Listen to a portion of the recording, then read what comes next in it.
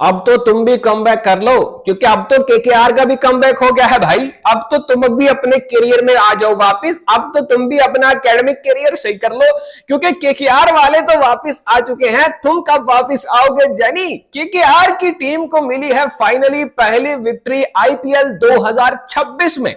और रिंकू सिंह की मेहरबानी हो जिसने पैनिक नहीं किया। रिंकू सिंह के मैं कहता हूं पांव धो के पियो केकेआर वालों। शाहरुख खान जी इसके नाम पे कुछ 2-3 बायोग्राफीज बना दो, इसके नाम पे कोई प्लॉट बंगले महल वहल खड़े कर दो भाई, सब कुछ इसको कोई ऑडी वॉडी गिफ्ट कर दो। जो काम इसने किया है, जो आपका वो श्राप जो आपके ऊपर लगा हुआ था उसको तोड़ा है इस आदमी ने। रिंकू सिंह नाम नहीं बोलना केकेआर वालों, क्योंकि इसने ही तुम लोगों को निजात दिलाई है। वो जो तुम लोगों के ऊपर जादू हो रखा था, वो जो तुम लोगों के ऊपर मंत्र पड़े जा चुके थे, उसको भाई इसने काट दिया है। उस जो एक नहुसत आई हुई थी उसको हटाया है इस इंसान ने। अब इसके पांव धोकर पी लो भाई, क्या ही कोई काम हुआ। केकेआर जीता है यकीन सा नहीं आ रहा, अभी भी यकीन सा नहीं आ रहा। मेरे जैसे बहुत से लोग सोशल मीडिया पे मौजूद हैं जिनको यकीन नहीं आ रहा भाई केकेआर कैसे जीत सकता है। ये तो भाई ये तो आए ही इसलिए थे कि पॉइंट्स बांटे, ये 2-2 पॉइंट्स देने आए थे, ये कैसे जीत सकते हैं, ऐसा ही सब कह रहे हैं। लेकिन भाइयों जीत मिल चुकी है केकेआर की टीम को। रिंकू सिंह ने एंड तक जानी किसी और के हाथ में बात जाने ही नहीं दी। रिंकू जानी ने कहा हमें किसी पे भरोसा ही नहीं है, हमें किसी पे भरोसा करना ही नहीं है, क्योंकि किसी का क्या पता भाई क्या हो जाए। बिल्कुल ठीक किया आपने रिंकू जी। राजस्थान रॉयल्स के साथ मैच था इनका। पहले तो हमें राजस्थान के साथ जब मैच होता है यार डर ही लगता है अंदर से कि ये वो जो मॉन्स्टर हैं इनके पास, जो राक्षस खिलाते हैं ये लोग, वो सूर्यवंशी जायसवाल अबे भाई बहुत मारते हैं। और फिर वो काम आज जो भाई स्टंप आउट हुआ है यार, मैं तो हैरान हूं ये हुआ कैसे है।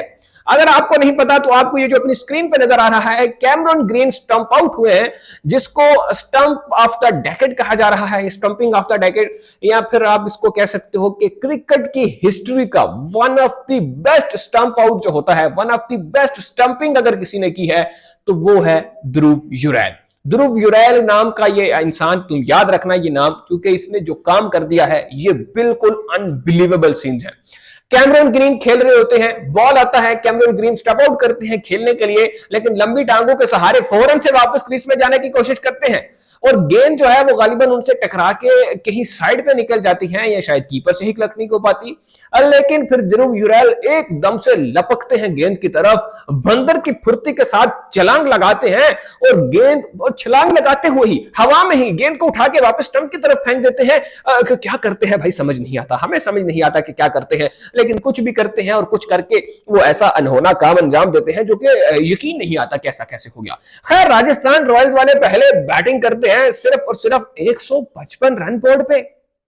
राजस्थान की बैटिंग और 155 रन यकीन सा नहीं आता, लेकिन शायद विकेट ही ऐसी थी। यशस्वी जायसवाल ओपन करते हैं और वैभव सूर्यवंशी दोनों ही अच्छा खेलते हैं भाई। स्ट्राइक रेट इनका 164 का और एक का 134 का। 29 गेंदों पे 39 जायसवाल करते हैं, जिनको सुनील नारायण पकड़ लेते हैं और दूसरे सूर्यवंशी वरुण चक्रवर्ती के चक्रव्यूह में फंस जाते हैं, लेकिन फिर भी 28 गेंदों पे 46 कर जाते हैं भाई। हाँ रन अच्छे खासे कर गया बंदा। रेयान पराग एज यूजुअल फेलियर, हमेशा की तरह नाम के कप्तान है बस, बाकी तो बैटिंग बैटिंग में कुछ करते नहीं आके। ध्रुव जुरैल 5 रन बना के जाते हैं आज के मैच में। शिमरन हेटमायर एक बार फिर से मायूस करते हैं राजस्थान को। डोनोवन फरेरा भी वही काम करते हैं। रविंद्र जडेजा भी बस आते हैं, मुखड़ा दिखाते हैं, चले जाते हैं। इसी तरह करते कराते 155 के ऊपर 9 खिलाड़ी आउट, 20 ओवर का अख्ताम हो जाता है। फिर आती है जी केकेआर की बारी। अब केकेआर के लिए थोड़ा अनयूजुअल था, मतलब उन्होंने पहला मैच जीतना था, अभी तक जीते नहीं थे। कार्तिक त्यागी का भी शुक्रिया अदा कर लीजिए और special thanks to Varun Chakravarthy and Sunil Narayan.